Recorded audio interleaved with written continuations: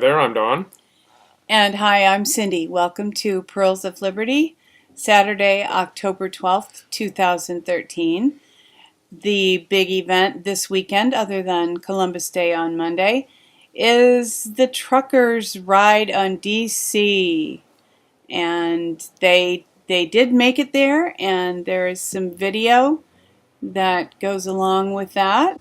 And of course, the mainstream media is playing it down big time, saying, oh, only a couple dozen people showed up, but that's what they do and when they're trying to minimize the impact of we the people. So I would not take that at face value at all. I suspect it is at least reasonably big. I just saw a couple of still pictures on Facebook that looked pretty impressive, but I am hopeful that they made an impact. There's also some video from RT about the same subject, and RT does say truckers shut down DC highways and demand Obama leaves office. And this blurb is, trucks circle Washington demanding leaders follow the Constitution. Yeah, that's a good message to get out there, and that really is what we the people are saying. And there was a story a day or two ago that Obama was going to shut down some of the highways leading into D.C., and I'm not sure how that went, but some people would consider that a success anyway, that they were able to make an impact. So we will learn more in the days ahead, but I think an A for effort at any rate. One of the interesting things that Jim Garrow said on the Alex Jones show yesterday, and we'll say more about that, but one of the interesting things that Jim Garrow said pertains to this story, and that is that Obama really was shaken, evidently, by the bikers who went to D.C. These kinds of events really make him uncomfortable. Yeah, fearful even. And I thought that was very encouraging, that little bit of information. To know that even though he's allied with the biggest gangsters in the world, the little we the people, not even gangsters, but just tough dudes scare him. And that's the way it should be. Sure. Government of the people, by the people, and for the people. There was a rumor that I think there was an article on Blacklisted News that Anonymous was also going to join the truckers, but I think that was not quite the case. Anonymous to march on DC on Guy Fawkes Day. Anonymous is going to Washington, D.C. on November 5th. And the hacktivists will gather on the National Mall in Washington, D.C. on November 5th to march for a vast, nearly innumerable number of causes and issues. Some people think Anonymous is just some anarchists on the left, but no, they're a valuable part of the liberty movement and a lot of technological expertise. Aaron Swartz was really the leader of Anonymous before they took him out. And I am glad to see that they are moving forward, unlike, say, Breitbart's organization, who seems to be towing the line more with the mainstream media after Breitbart was eliminated. And this is the Alex Jones portion of the show where Alex was joined by Jim Garrow. And actually one of the things that Jim Garrow talked about was that some of the people who have seemingly mysteriously died were, to his definite knowledge, killed and made to look like accidents. And he named a few people who have actually been assassinated by elements of the government. Yeah, Alex was actually saying that the Breitbart thing might have been a heart attack after all, but then Jim Garrow said, well, what happened? What were the eyewitnesses' reports of his face? So, yeah, it turned bright red. Does that happen with a heart attack? No, you turn ashen white.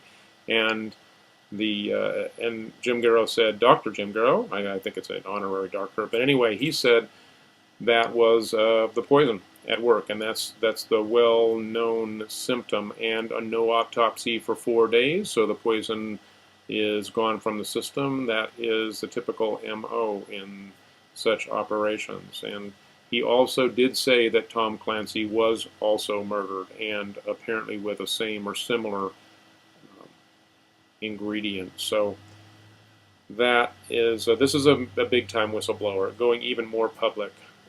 And Jim Garrow came into the news on some alternative radio, including Alex Jones, earlier in the year, around February, when he broke the story after a personal phone call from a former general saying that Obama was implementing a litmus test for the military about whether they would fire on American civilians, and said you've got to get the word out. So Jim Garrow did get the word out, and now he is back again in the media with an even more urgent message that really the American people need to appreciate that we've got this major showdown with the president, with people being killed in the military, being eliminated.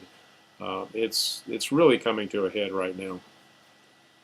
This interview with Jim Garrow was really kind of a jaw dropper in a few different respects, and Alex's whole show yesterday was very enlightening, and evidently there was more activity surrounding, or seemingly surrounding, the moving of the nuclear weapons that took place on, I think it was September 3rd or 4th, that a couple of generals have now been fired.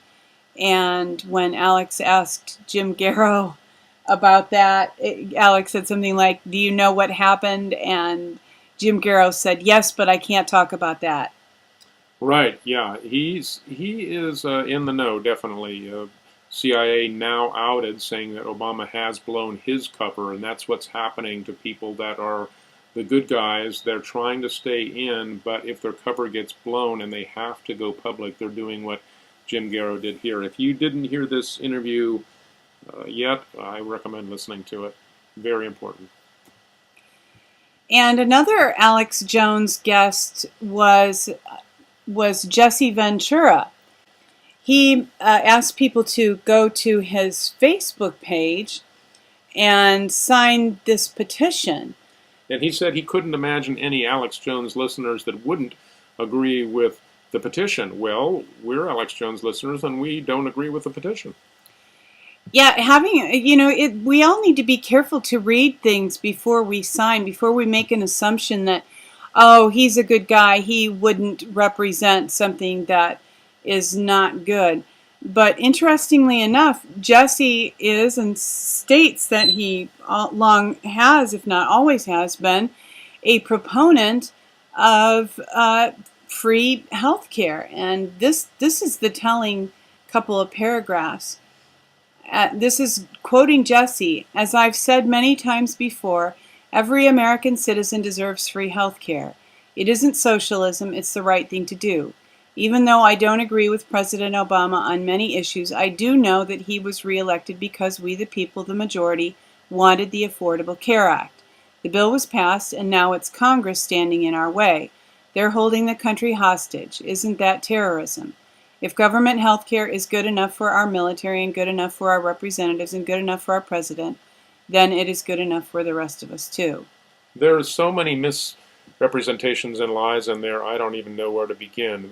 This is not, that the Obamacare is not what the Congress and the military have. They're exempting themselves from it, and it does enable basically a killing machine, but it cannot be implemented right now anyway. So, I mean, it's unworkable. People can't even effectively sign up. It's a joke what the front end and the database and all this work that needs to be done.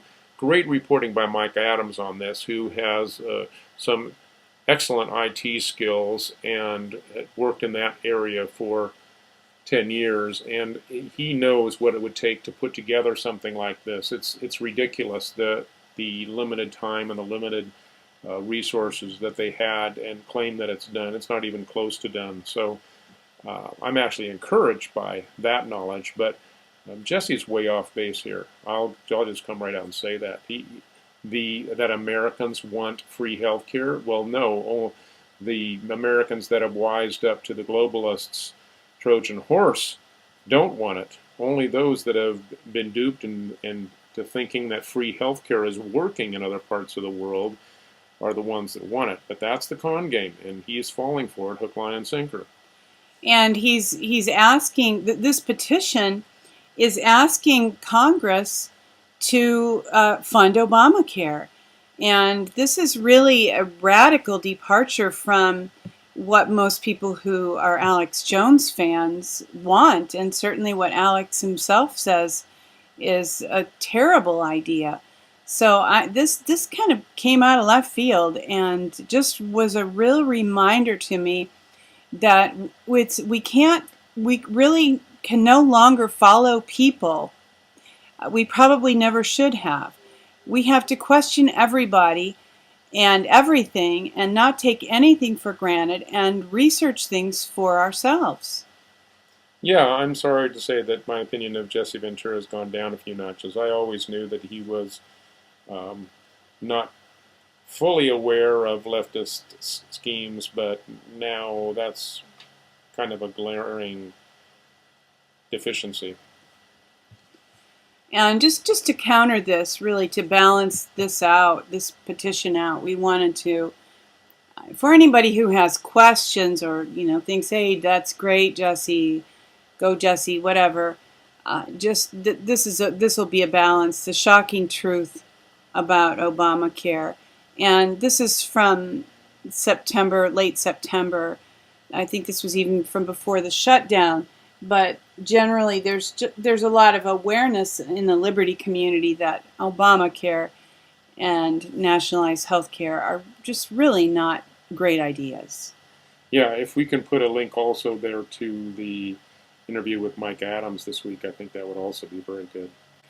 Sure. One idea about the what Mike Adams said. I keep thinking every time I hear about how badly the website works, about it probably was the same people who did such a terrible job faking the birth certificate. They probably had the same crew on the design of the Obamacare website. It was a fun interview with Mike Adams. He was making comments, not exactly that one, but comments like that, saying, you can't use NLP on computer code and expect it to work. Your lies just don't work there. It's just the code does not even come together. He was talking about you need to do a serious minimum 3-year data normalization project in which you're pulling all this information from all these different agencies in to create this national database for healthcare, right? And all the data is in different forms. So you need to do some data normalization to be able to pull these different databases together in this national database. And all the older data is in a different format. So that's a lot of work. And you need to hire some really bright people and make it work. But they haven't done that. They've just waved a magic wand and said, and here's what I think is going on. I think, and Alex has asked this question openly, do you think that they intended it to fail? I think that they intended to fail, but I think their plan is to blame the Republicans for the failure, to set it up to fail and then blame the Republicans. I actually haven't even told you this. After we were discussing the other night, I have more clarity about Ted Cruz. I think that is his role. I think Ted Cruz is supposed to be, since Rand Paul didn't really do what they wanted him to do and spearhead the opposition to Obamacare, he's taken a little bit more laid-back position on that. But Ted Cruz is championing the obstruction of Obamacare, and I think that is purposeful in order to keep the spotlight on the Republicans as the bad guys who were trying to make it so that people can't have what the people want. Yeah, I've had just even in noticing the comments that some Republican Facebook friends have been making. I've been getting that vibe that Ted Cruz is planned opposition, Yeah. and that he's being used just precisely as you said. Yeah, and Steve Pachinik didn't come right out and say this when he was on the Alex Jones show, but he really does not like Ted Cruz. He thinks that he's a demagogue, and he's a gifted orator and speaker, that's for sure. But when somebody is positioned this way, and his wife is a regional head of Goldman Sachs, you got to wonder there's something fishy about this. Yeah, it's unfortunate, but even as we were referring to Jesse Ventura, we can't afford to make assumptions about people that, oh, because this person is doing this, they're good. Because this person is friends with this good person, they're a good person. Everybody has to be, everything and everybody has to be evaluated on a case-by-case basis. Yeah, and what the New World Order wants to do is herd us into camps that are led by people that are either compromised or Judas goats or whatever.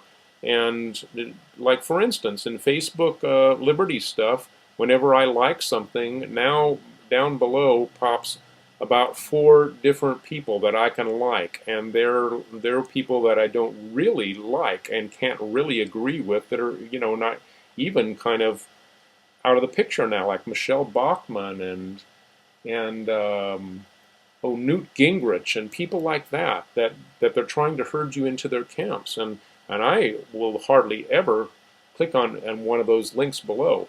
But you know what? In Facebook, you don't see people that you can click on and like them, like the people that I would really do that for, like Stuart Rhodes, or head of Oath Keepers, or other people like that, like Sheriff Richard Mapp.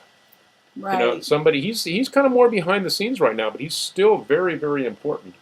And guys like that, I would consider myself in their camps. Solid liberty people, Ron Paul, and Rand Paul too. I do like him. So even though I know some liberty people think he's compromised, etc., I would put myself in his camp. But we definitely have to be able to do our own thinking and not just get behind whatever puppet, pseudo-puppet, compromised individual that they want to put up as our leader. That's just, don't fall for it. Well, some of that herding on Facebook has to do with some of those people they sponsor themselves so that they pop up because they're sponsored, so they get more likes. But that certainly is a form of herding because it's those people who have financing. So it's that seems like that's one way to spot the fakes, is that you can tell sometimes that they have more financial backing than the grassroots people. Yep.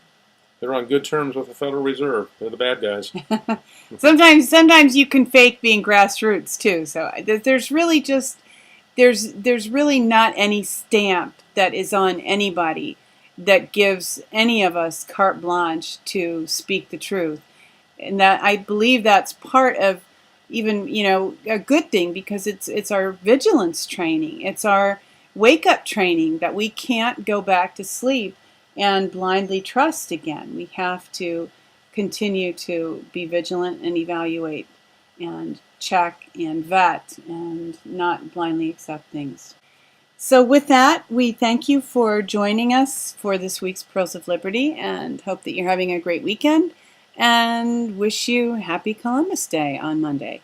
And we, as always, remind you to see the world the way that it really is, to see yourself in it, walk your walk. You are the one you've been waiting for.